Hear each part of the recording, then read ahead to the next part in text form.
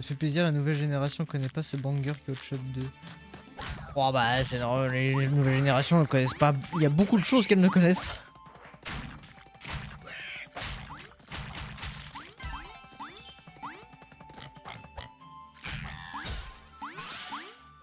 Beaucoup de choses. Et je vois même en termes de... Ne serait-ce qu'en termes de culture internet, hein, ils sont sur les réseaux sociaux en permanence, mais... Il y a plein de trucs qu'ils redécouvrent. Et du coup, ils appellent ça d'une autre façon. Ça, c'est assez marrant à constater. Et du coup, ils font des nouvelles trends avec des trucs qui sont vieux, en fait. Et c'est assez rigolo. Putain!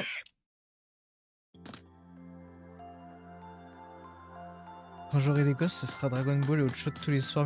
Mais ils vont détester ça. En fait, tu vas leur faire détester. C'est ça le truc.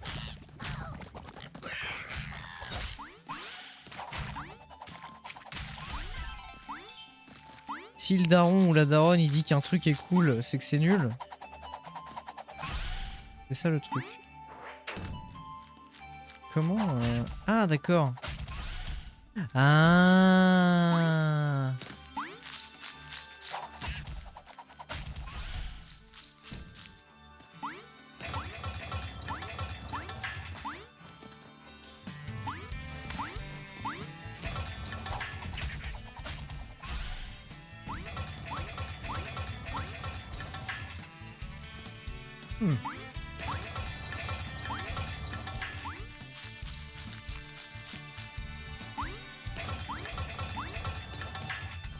Ah si ça marche, d'accord, je pensais que...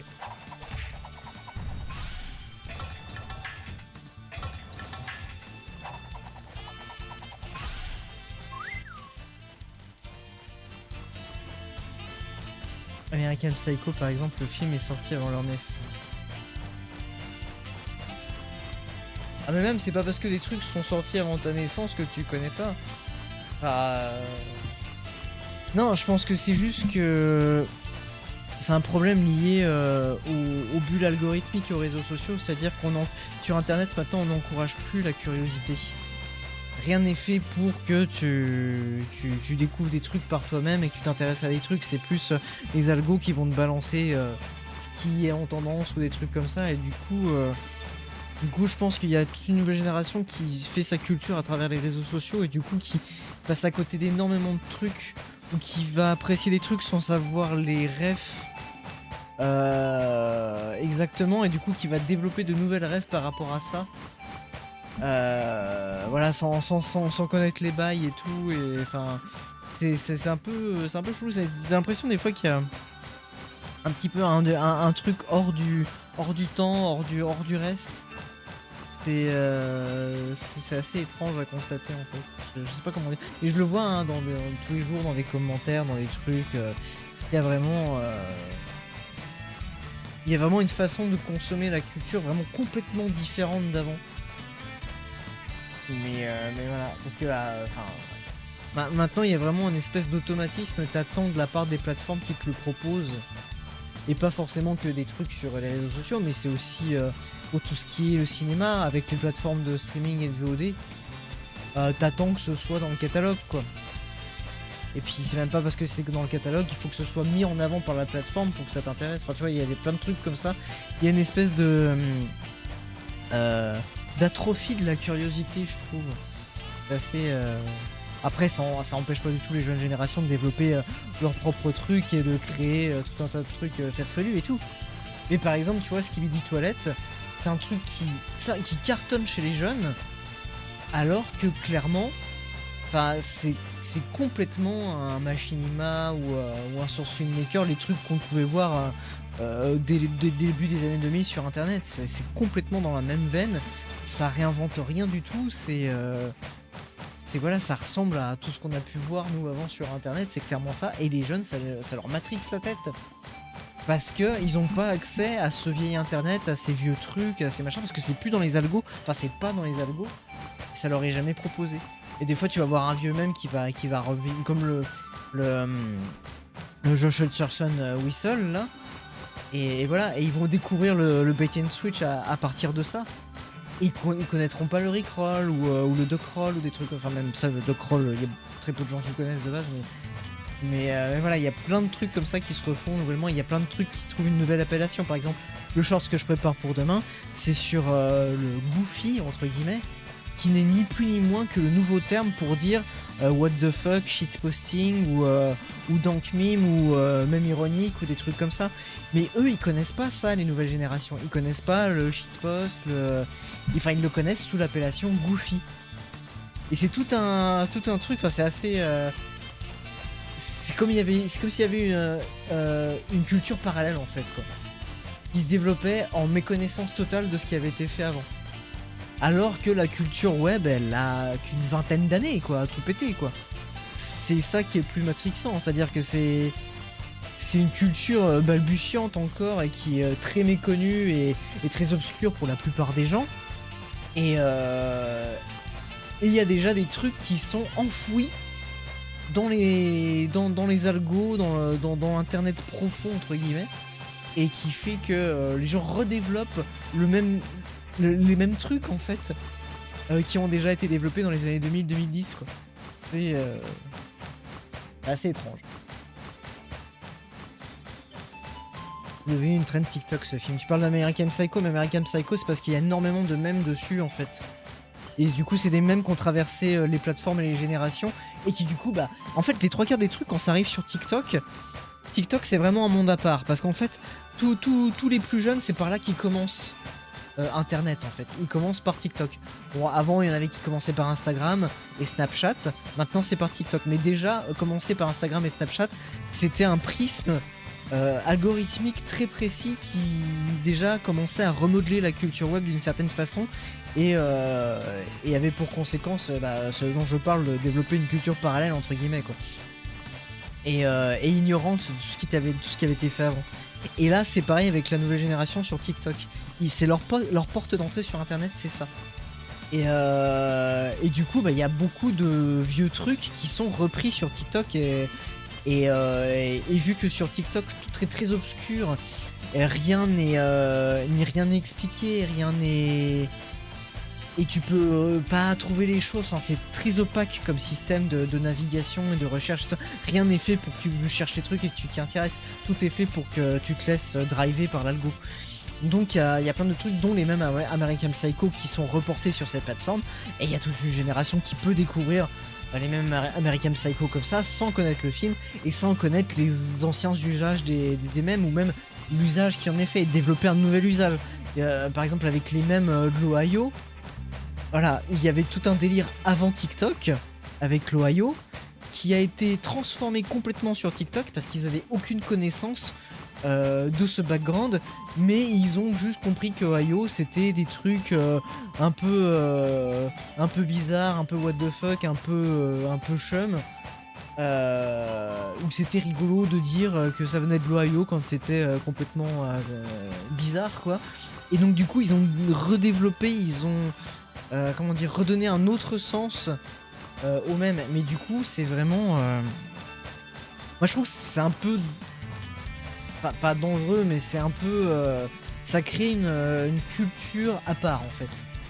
Et c'est vraiment une culture très TikTok-centrée, qui n'est pas du tout ouverte sur le reste d'Internet et qui est vraiment très très fermée. D'ailleurs, tu vois, ça m'arrive de le voir surtout dans des shorts ou dans des vidéos.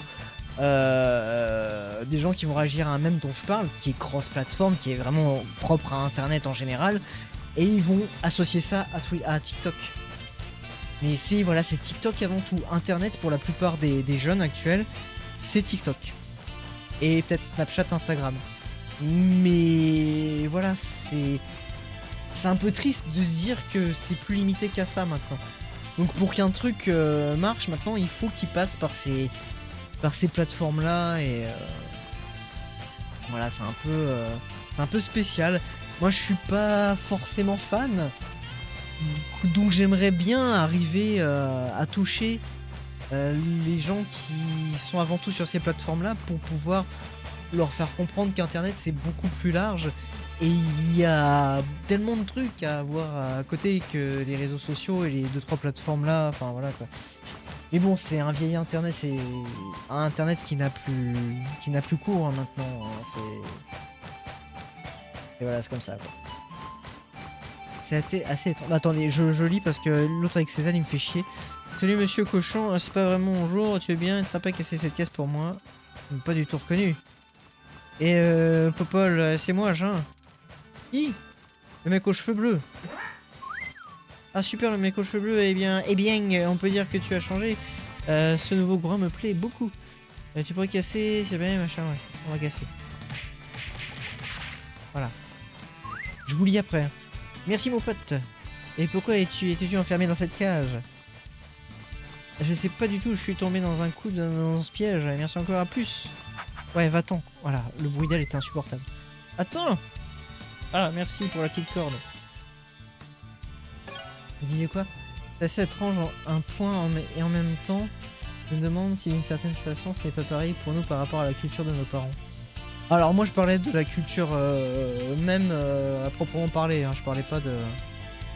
plutôt des anciens qui veulent faire découvrir des anciens trucs mais en le modernisant. Alors j'ai vraiment plus l'impression que c'est les jeunes qui se le réapproprient. À leur façon à eux. C'est comme ça que je vois le truc. Hein.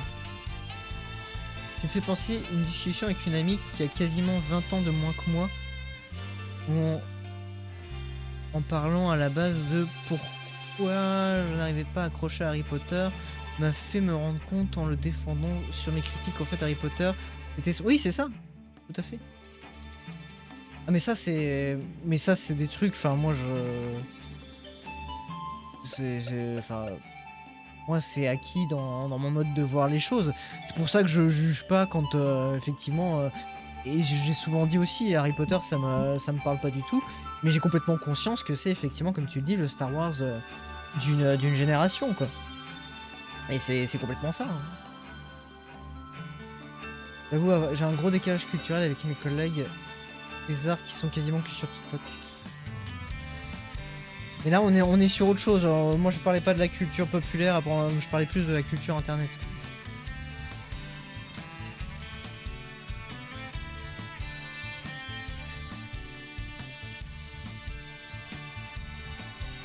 Très tôt, j'étais confronté à mes membres plus vieux de ma famille de 10 ans, plus seulement. Mais qui sans rire sortait des arguments du vieux con dans le genre ah là c'est triste, tu connais pas les classiques. Ouais voilà, cette espèce de gatekeeping à la con. Moi j'ai été un peu comme ça quand j'avais la vingtaine. J'étais un peu comme ça en mode puriste de la vraie pop culture, machin et tout. Mais ça m'est passé, ça a été vraiment qu'une passade dans ma vie. Et j'ai vite compris que voilà quoi, c'était pas... Mais je pense que aussi ça c'est des passades par lesquelles on passe tous, tu vois. Quand les gens qui auront grandi avec TikTok et tout ça, ils arriveront à la vingtaine, ils diront que ça c'est que TikTok et tout c'était la vraie culture internet et tout ça machin. Ils feront les gatekeepers à la con, il y en aura plein qui feront ça forcément. Et en dénigrant... bonsoir.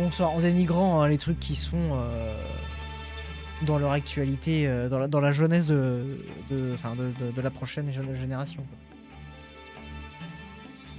Mais le truc c'est que tout va plus vite en termes de génération maintenant. Parce que en fait, ça peut pas être vraiment recalqué sur les générations de nos parents. Enfin moi je peux pas le recalquer sur la génération de mes parents. Parce que mes parents c'est des gens qui sont nés dans les années 50. Et la pop culture et tout ça c'était beaucoup moins développé que quand moi j'ai grandi dans les années 80-90. Donc on peut pas vraiment calquer ça à toutes les générations qui nous ont précédés je pense. C'est vraiment un truc propre, ouais voilà, à l'après 30 glorieuses et tout ça et tout ce qui s'est développé dans les années 70, 80, 90. Et puis avec, par la suite, dans les années 2000, avec l'avènement d'Internet qui s'est complètement accéléré, la culture Internet qui s'est créée, tout ça et tout. Et là on est dans une espèce de mélange de toutes ces cultures qui a éclos depuis les années 70 en fait. Maintenant tout se mélange. Et donc il n'y a pas besoin d'être né à l'époque du Club Dorothée pour pouvoir voir Dragon Ball et Senseiya par exemple. Ça c'est des trucs que n'importe qui peut capter n'importe quand. Enfin, je vois par exemple Johanna, elle est pas du tout... elle est née après le Club Dorothée, vous voyez quoi. Donc elle n'a pas eu accès à tout ça, mais ça n'empêche qu'elle a vu tout ça après sur les chaînes de rediffusion, les chaînes manga, tout ça après. Donc tu peux pas, comme nous on a vu Star Wars en rediffusion. On l'a pas vu quand c'est sorti dans les années 70 et pourtant on a pu adorer ça dans les années 80 et 90 quoi. Je pense qu'on a tous un moment gatekeeping, ouais tout à fait, oui. Je pense aussi quoi, surtout quand on est passionné de pop culture et de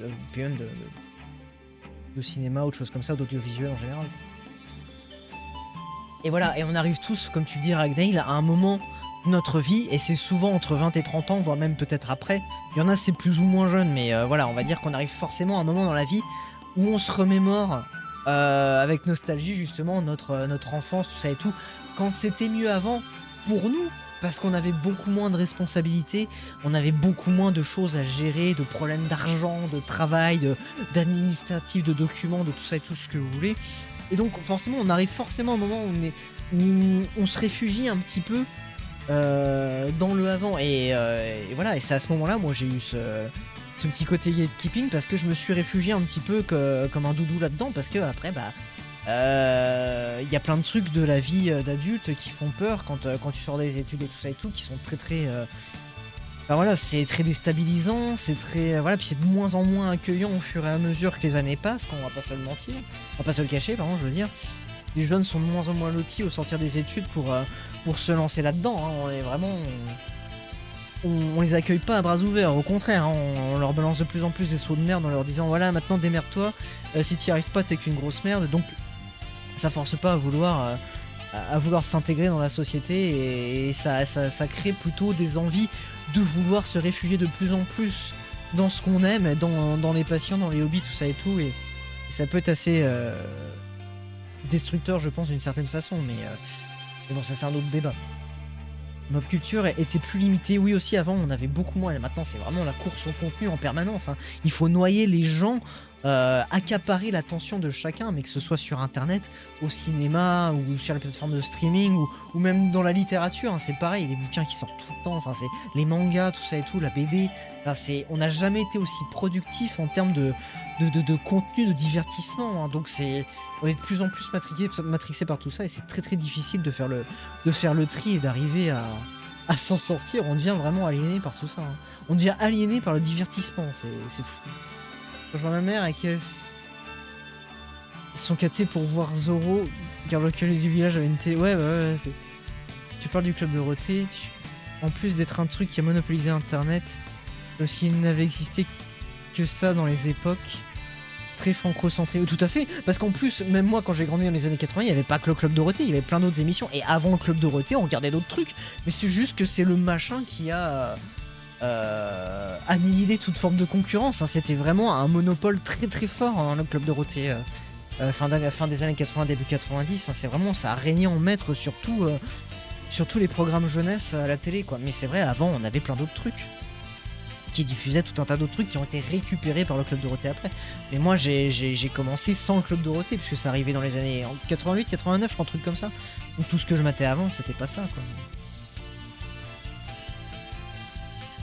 Mais on peut pas nier que ça a été un truc très fort, culturel et très représentatif. C'était eux qui faisaient les audiences à la télé. C'était les Hanouna de l'époque, hein, le club Dorothée, hein, vraiment, hein. Si un truc nous intéresse, on veut essayer de le... Attendez, j'ai pas vu. Ah merde, je peux pas remonter, fait chier. Nos parents, Baby Boomer, n'avaient pas cette possibilité de revoir les autres trucs. Oui, il y avait pas la rediffusion, tout ça et tout. Redit, juste bouffer à tous les râteliers, c'est tout. Et pas peur des remakes qui sont bien. Oui, tout à fait.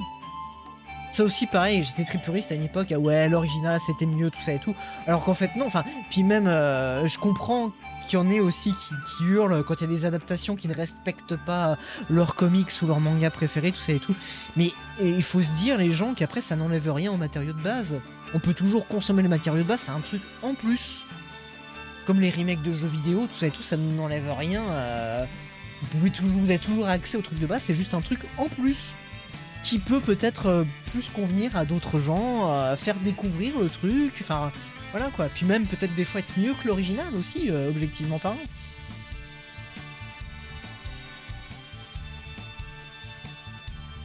Mais on est tellement maintenant, en fait c'est contre-productif ce que je voulais dire tout à l'heure par rapport à la surabondance de produits pop culturels, de produits audiovisuels, de contenu audiovisuel et pop culturel, c'est que maintenant il y en a tellement que ça atrophie la curiosité et que ça...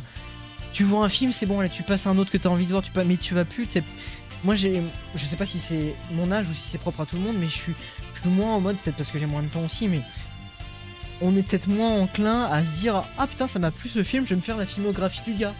Ou alors ce comédien il me plaît, je vais faire la filmographie du comédien. Ou pareil pour les animés ou je sais pas quoi, ou les jeux vidéo quoi. J'ai l'impression que maintenant c'est plus... Enfin... voilà, il faut voir le dernier truc à la mode, jouer au dernier truc à la mode, il faut pas se laisser dépasser par le flux. Sinon on est has-been, sinon on peut plus aller sur les réseaux sociaux parce qu'on se fait spoiler.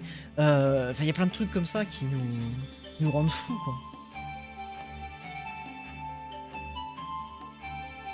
Désolé, du coup vous parlez beaucoup, j'ai pas le temps de lire.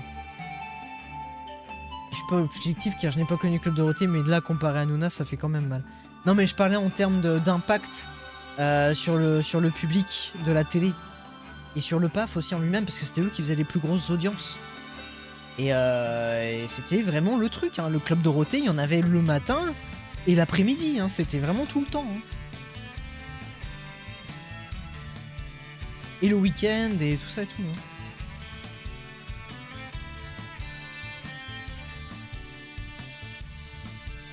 Vers Mercer qui, comme par hasard, c'est mes pavés que t'as pas lu. Désolé. De leur côté, ça me parle d'animé que je prendrai sans doute jamais le temps de regarder. Et ça nous empêche pas de parler de ce que ça nous a apporté. Oui, ça c'est le plus important. Ne pas dire oh il faut que tu vois machin, mais de plutôt dire ah j'ai joué à ce truc là, ça m'a fait penser à ça, ou ah ça m'a fait réfléchir là-dessus. C'est plus ça qui est important effectivement. Notre rapport au contenu qu'on ingurgite quoi. Ce que ça nous parle, comment ça nous parle, et ce que ça nous raconte, et l'impact que ça a en nous, ce que ça fait résonner, quoi.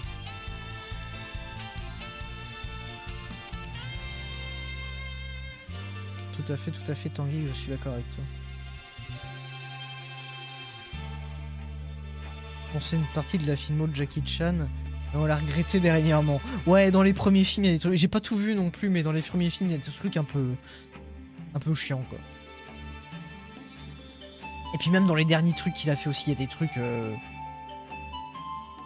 pas génial quoi. Enfin ouais, je me suis un peu heurté dans la discussion. Ça fera un petit truc à part pour la VOD. Est-ce que si je vais là, c'est quoi? C'est la suite ou... Ça a l'air d'être la suite. Et si je vais plus haut, ça fait quoi? Ah ah! Et là, d'un seul coup, ça m'a fait penser à DuckTales, je sais pas pourquoi. Un secret caché en haut d'une liane. Forcément, c'est DuckTales, dans ma tête.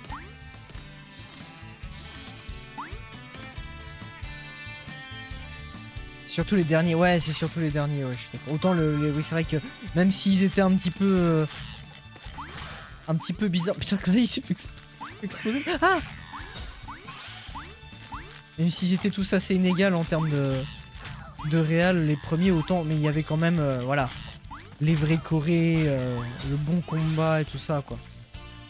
Autant les derniers, du peu que j'en ai vu, ça ressemble plus à des effets spéciaux ultra cheap et voilà, des trucs bon, qui ont mal vieilli quoi.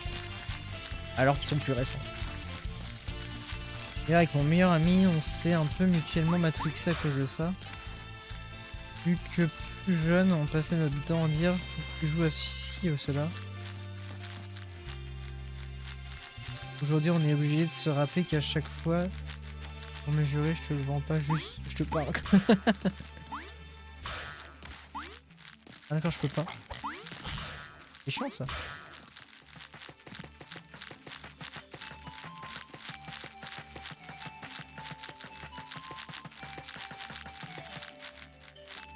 Le truc boomerang, non, c'est juste un boomerang comme ça. Que je lance. Vous les enfants des années 80, vous avez pas grandi avec Dofus non plus. Vous avez pas la rêve si je vous dis que les champignons reçoivent. Bah non, parce que moi du coup je pense à Mario quand je vois les champignons, tu vois.